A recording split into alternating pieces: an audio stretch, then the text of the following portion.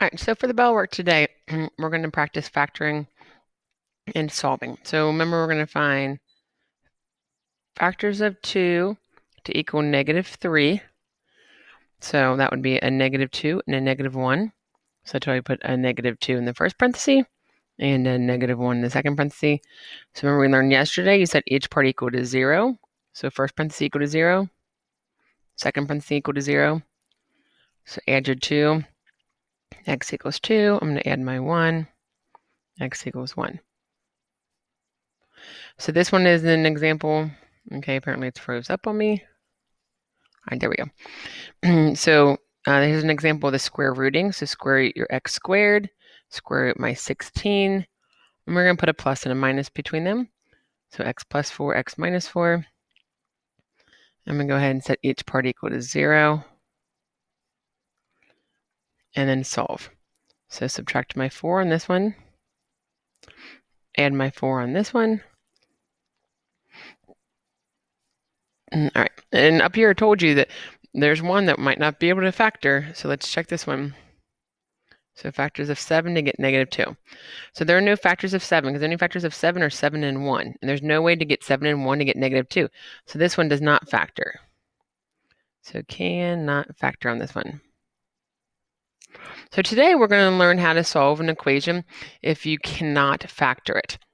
So you can use a quadratic formula in order to solve these equations.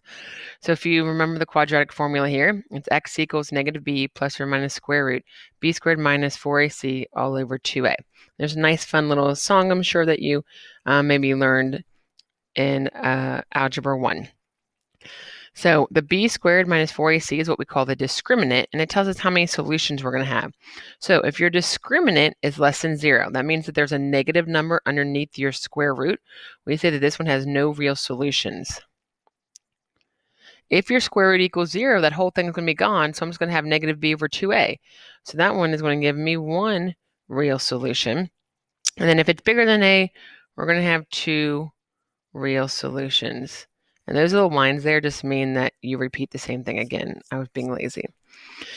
So let's go ahead and try the quadratic formula down here.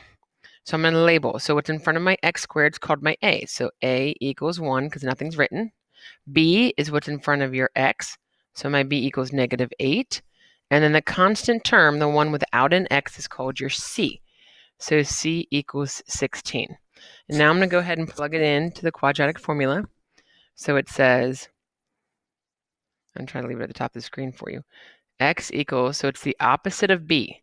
So if b is -8, and -8 would be 8. So this means opposite of b. So it's the opposite of that, plus or minus the square root b squared. So you're going to want to put -8 in the parenthesis when you put it in your calculator, or you're going to get it wrong. So make sure there's a parenthesis there. So minus 4. The 4 is always in the equation. Now I'm going to multiply it by my a and the c. So a and the c all over 2 times a. Now what's important here is that we're going to do this quadratic, the discriminant first. So what is right here, that part without the square root, is what I want you to put into your calculator. So type in right now, -8 squared, make sure there's parentheses, minus 4 times 1 times 16, hit equals. You should get out 0. So then 2 times 1 is 2. So the square root of 0 is 0. So this really is just 8 over 2. So we have 4. So you only have one solution here, and your answer is 4 to it. So the next one, let's label. A equals 2. The b is in front of your x term, so it's -5. And c is my -11. So quadratic formula, opposite of b, so +5, plus or minus the square root. And if this had been a 5, you put negative. You always put the opposite of what you see there. So we're going to have a b squared minus 4 times my a times my c all over 2 times a. So we're going to get 5 plus or minus square root of. Just put what's underneath the radical called your discriminant in your calculator. You should get out 113. 2 times 2 is 4. So you can leave your answer like this when you're doing your delta math tonight. That's totally a good answer, not having the decimal answer, because the decimal answer is rounded. But we're going to go ahead and practice rounding our answer too, because it's good practice to be able to round our answer. So I need you to take the square root now of 113. So really, we're going to have plus or minus 10.63 over 4. So what I want you to type in your calculator now is 5 plus 10.63, hit equals, and then divide that answer by 4. All right, so make sure you hit equals first and then divide by 4. That should give me about 3.91. And then do 5 minus 10.63, hit equals, divide that by 4, and that should give me negative 4.1.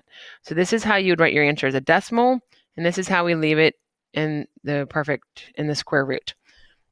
And so that's for the square root, and this is if they ask you for a decimal answer. All right, up here now. My A equals 2, my B equals negative 3, and my C equals 7. So X equals the opposite of B. So apparently all of our B's in these problems are negative numbers.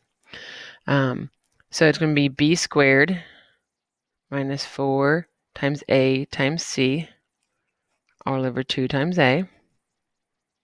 So go ahead and type this in your calculator.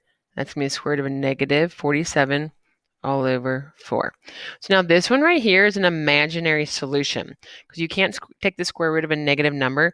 And in our next lesson, I believe, our next lesson, we're actually going to teach you how you get rid of the negative in the square root. And I'll give you a little preview. All you're going to do is put an I on the outside and change that to positive. And then that's your solution.